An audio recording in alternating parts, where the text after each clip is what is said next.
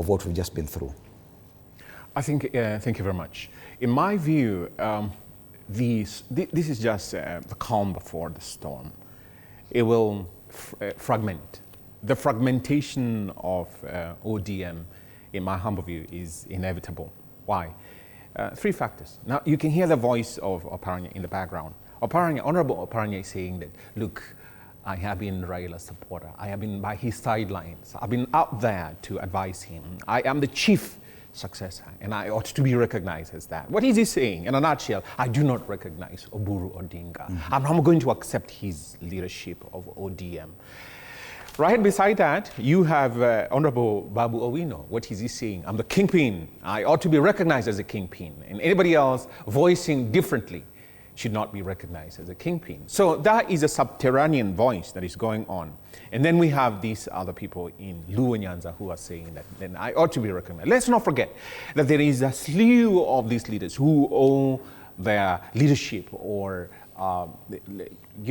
whatever position they hold to Raila Odinga, not necessarily because that they were popular on the ground, but because they were propped up by Raila's ODM with his backing and support. So going forward, there are people who will no longer see the Raila support as capable of propping up these leaders. And we're going to see, going forward, because you asked going forward, we will see a huge fallout. And let's remember, the declaration yesterday that, oh, we're in the broad-based, bread-based, or whatever-based government, is going to saddle, it's going to weaken the support that these individuals, let's not look at the political party, ODM, but the individuals on the ground.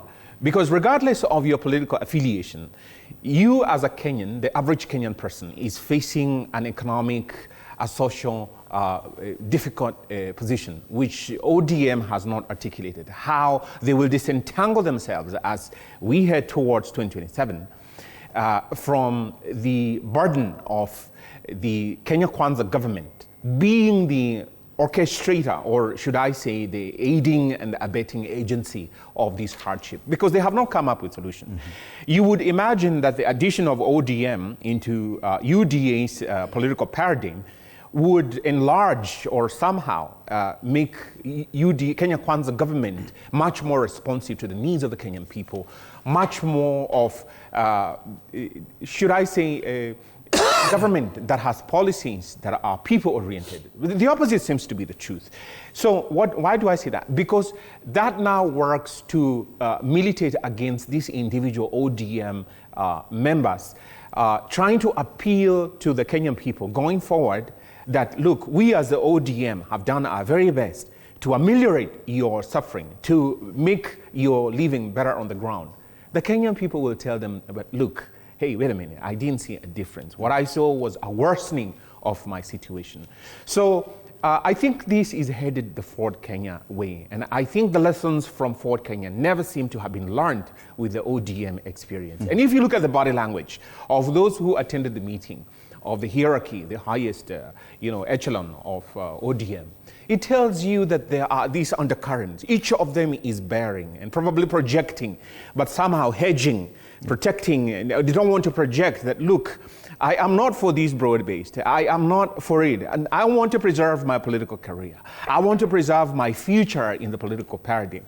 Like Mheshimiwa Gakuya has said, you can see Honorable Kidero is right there behind, in the shadows. But is he going to remain silent? And I think as we go forward, you will see individuals who will steer away and break off from ODM because they are more concerned about preserving their future. Because you can see their own personal credibility is going to override the need, quote unquote, to preserve ODM. Oh, yes. Indeed, it could be a fight for survival for everyone. And